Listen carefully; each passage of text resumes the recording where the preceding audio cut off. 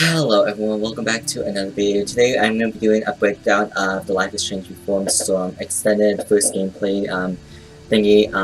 If you guys have not seen it, I'm not going to put the whole 20-minute video up here on my video because that'll be stupid if it was trailer videos, but that long video, no.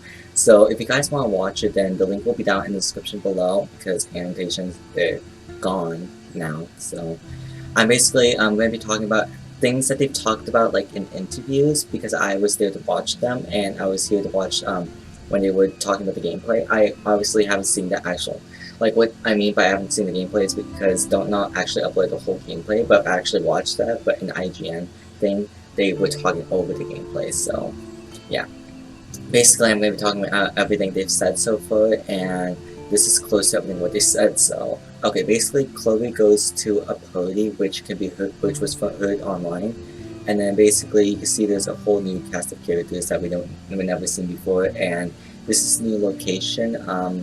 Not sure what this place is called, but definitely that is a new location. Now, something to notice is that there is already a choice to turn on the brakes or to not do it with the guy who's selling the t-shirts for $20 each.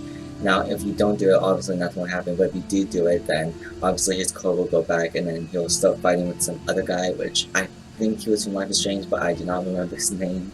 So, now we have another choice to steal money or don't steal. Now that's something really interesting because they have confirmed that obviously we won't be able to rewind, so definitely we gotta be really careful for when we're making these types of decisions, if you know what I mean. So basically, if you steal the money, then you can get an extra option when you talk to Frank. And by the way, Frank and Chloe's relationship. Now obviously Chloe knows Frank, but Frank knew Chloe, but the way they interacted, it seems like they didn't meet up with each other before, or maybe they had met up with each other before, but they didn't recognize each other. But what I personally think is that they've done deals like leave the money here and then he'll leave the meth here, or not meth, or weed, whatever. That's the way I see it. So I think this is the actual first time that Frank and Chloe are like face to face with each other, by the way it looks. So that is something interesting. Now Frank and Chloe, I know that in Life is Strange, Frank and Chloe was with each other before, but then I know they didn't like each other. But when Frank had something that was from Rachel with her bracelet, I believe, and then they started fighting. But I think they were like good friends like in the beginning of the series, but like maybe at the end of the series they were like, eh. So that's the way I see it. So you can pay Frank up some money to get some weed, which I don't know what the point of this choice is, because I know in Life is Strange, Chloe has like a lot of debt for Frank still. But definitely this is 3 years before, so maybe we'll pay that now or something, I don't know. But I just find it weird to like pay up someone. Maybe it could be like a communication, like where we can have an ally, I think, in the before the storm. That's what I'm thinking about, but who knows. Now later on, you can see that Chloe can draw a graffiti. Now if you did not know, that is actually a collectible, and you can actually do that, what's the word? Remember when Max can take photos of random things? That's the same thing with this. It's a collectible where Chloe can graffiti places, and that's basically a collectible, which I thought it was kind of cool that they were sticking to the same mechanics.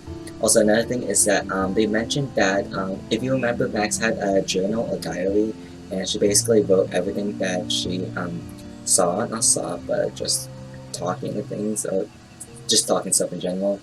Well, basically, Chloe writes letters to Max, but she doesn't send them, so that was something pretty cool that I really like because it really shows that detail that Chloe really misses Max a lot, which we could definitely see in Life is Strange originally, but in the Before the Storm, we'll definitely see that a lot, possibly.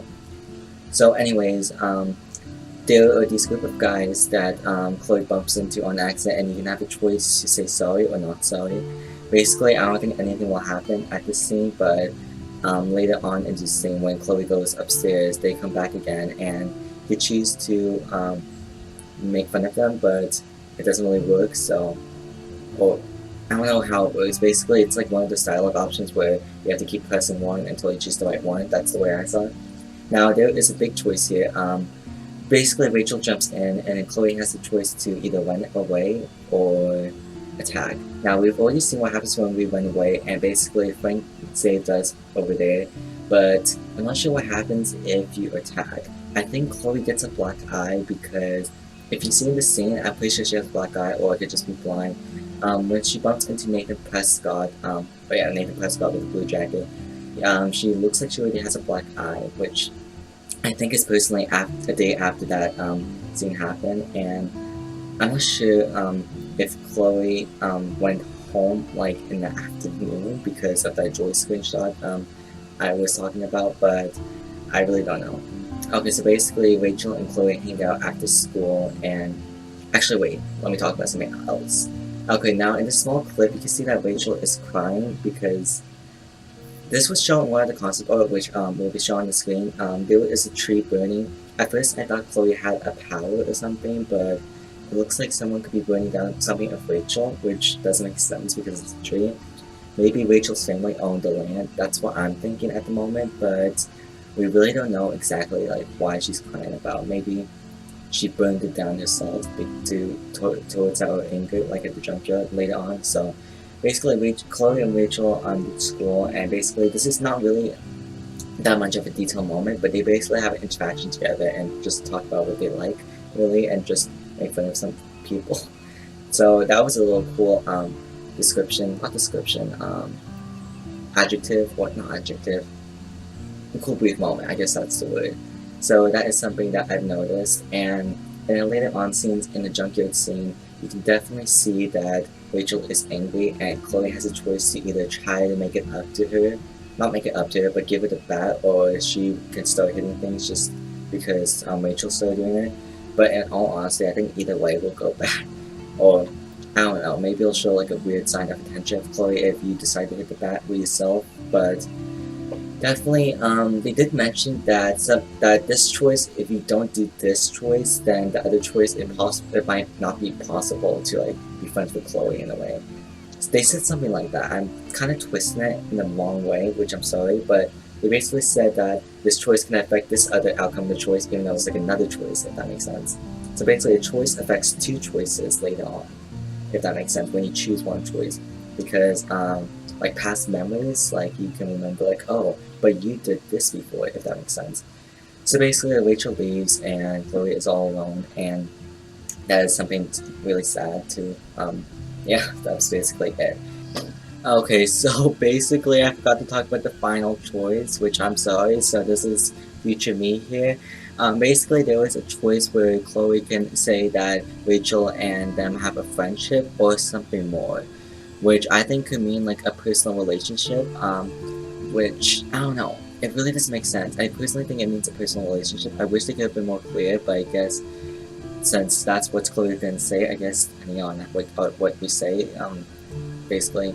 I'm not sure how Rachel feel if you tell her like you love her, or that Chloe wants a more friendship. Definitely with the more friendship, Rachel said I'm sorry, and she said she can. Definitely this could be interference with her family that she found out, which is why she can't be friends with Chloe at the moment. But definitely we will see what this will do in the future, and yeah, bye. They basically showed like a flash of like all the scenes like clipped up together, and it showed the Rachel crying, it showed Nathan Prescott appearance, and it definitely showed the car accident appearance with Frank. Now let me talk to you about something like that. Now, Frank died when Chloe was 15, and Chloe is 16 now.